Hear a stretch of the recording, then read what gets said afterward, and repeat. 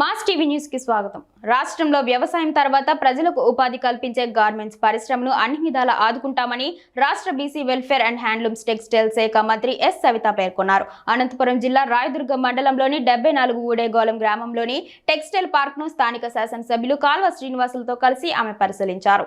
ఈ సందర్భంగా రాయదుర్గం గార్మెంట్స్ యజమానులు కార్మికులతో ఏర్పాటు చేసిన ప్రత్యేక సమావేశంలో మంత్రి మాట్లాడారు. అనంతరం జిల్లాలోని రాయదుర్గం, పామిడి పట్టణాల్లో తెలుగుదేశం ప్రభుత్వం హయాంలో 2002-03 సంవత్సరంలో కోట్లాది రూపాయలు కేంద్ర ప్రభుత్వ నిధులతో టెక్స్టైల్ పార్కులు ఏర్పాటు చేశామన్నారు. అనంతరం వచ్చిన కాంగ్రెస్, వైకాపా ప్రభుత్వాలు వాటి గురించి పట్టించుకోకపోవడంతో నేడు చాలా దీనావస్థలో ఉన్నాయన్నారు. గత వైకాపా రాక్షస పాలనలో ఇలాంటి అభివృద్ధికి నోచుకోలేదన్నారు. రాష్ట్రంలో తెలుగుదేశం ప్రభుత్వం అధికారంలోకి వచ్చిన వెంటనే 100 రోజుల్లో పలు సంక్షేమ పథకాలు అమలు చేశామన్నారు. రాష్ట్రంలో హ్యాండ్లూమ్స్ అండ్ టెక్స్టైల్ శాఖ అభివృద్ధికి ముఖ్యమంత్రి చంద్రబాబు నాయుడు, మంత్రి లోకేష్ ప్రత్యేక చర్యలు తీసుకోనున్నట్లు మంత్రి వెల్లడించారు. రాష్ట్రంలో దుస్తుల తయారీ పరిశ్రమకు మహద్దశ తేవడానికి తెలుగుదేశం ప్రభుత్వం కృషి చేస్తుందన్నారు. జిల్లాలోని గార్మెంట్స్ పరిశ్రమ, టెక్స్టైల్ పార్కుల పరిస్థితిపై ముఖ్యమంత్రికి సమగ్ర నివేదిక తయారు చేసి సమర్పిస్తామన్నారు. రాష్ట్రంలో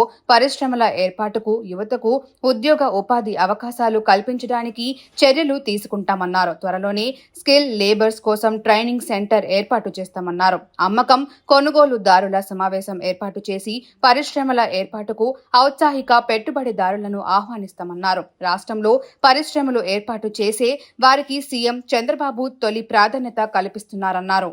అనంతరం జిల్లాల్లో 2014-19 తెలుగుదేశం ప్రభుత్వం హయాంలో కియో కంపెనీ ఏర్పాటు చేసి వేలాది మందికి ఉద్యోగ ఉపాధి అవకాశాలు కల్పించిన ఘనత చంద్రబాబుకే దక్కుతుందన్నారు. చంద్రబాబు నాయుడు విజనరీ వల్ల రాష్ట్రం అభివృద్ధి దిశలో పయనిస్తుందన్నారు.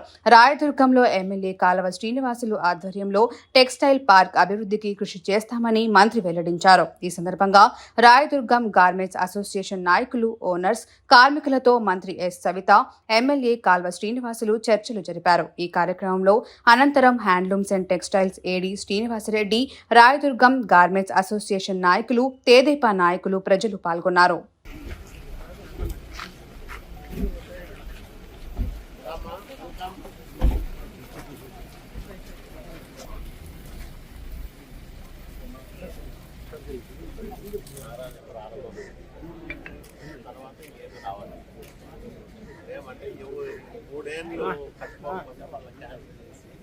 వేరే వాళ్ళకి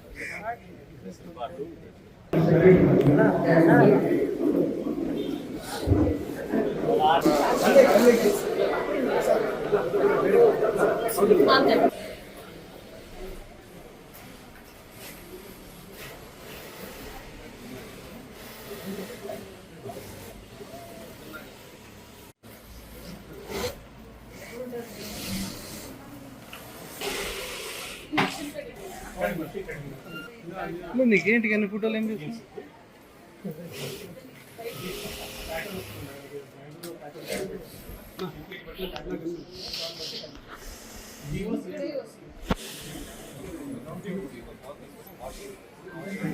అనంతపురం జిల్లా రాయదుర్గ నియోజకవర్గంలో ఉన్న టెక్స్టైల్స్ పార్క్కి విజిట్ చేశాము. గతంలో ఏదైతే పెద్దలు కాల్వ శ్రీనివాసులు గారు ఎంపీగా ఉన్న సమయంలో సెంట్రల్ నుంచి జిల్లాకు, ఉమ్మడి జిల్లాకు 2 టెక్స్టైల్స్ పార్క్స్ తీసుకొచ్చారు. ఆ టెక్స్టైల్స్ పార్క్స్లో ఒకటి రాయదుర్గము, ఒకటి పామిడి.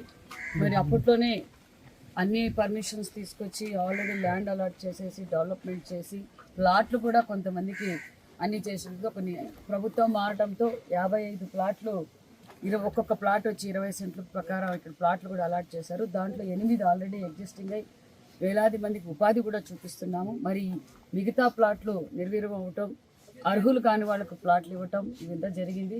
ఇక్కడ ఎందుకంటే ఈ ప్రాంతం ఎక్కువగా గార్మెంట్స్ మీదే ఆధారపడిన ప్రాంతం, ఇది వెనుకబడిన ప్రాంతం. ఇక్కడ ఉపాధి అవసరం అని చెప్పడం తెలియడం కూడా తెలియజేసింది. అదేవిధంగా మేము తెలియజేసేది ఒకటే, రాష్ట్ర వ్యాప్తంగా 14-19లో చంద్రబాబు నాయుడు గారు ఏదైతే గతంలో ఏమైతే హామీలు ఇచ్చామో అది మేము నెరవేరుస్తున్నాం. ఎక్కడ పరిశ్రమలు చూసినా చంద్రబాబు నాయుడు గారు తెచ్చిన పరిశ్రమలు, చంద్రబాబు నాయుడు గారు అజెండా ఒకటే. ఇప్పుడు కూడా దగ్గరలో ఉన్న టెక్స్టైల్స్ పాలసీ కూడా మేము మంచి పాలసీ కూడా తేవబోతున్నాం. ఇంకో పక్క గార్మెంట్స్కి వలన వేలాది మందికి, లక్షలాది మందికి ఉపాధి చూపించే గార్మెంట్స్ పరిశ్రమని మరికొన్ని కూడా తీసుకొచ్చి వాళ్ళకి ఎంకరేజ్మెంట్ చేయాలనేది దిశ నిర్దేశించాం. అదేవిధంగా ఇక్కడున్న రాయదుర్గంలో ఎక్కువగా ఉపాధి కల్పించేది గవర్నమెంట్స్ ఇక్కడ.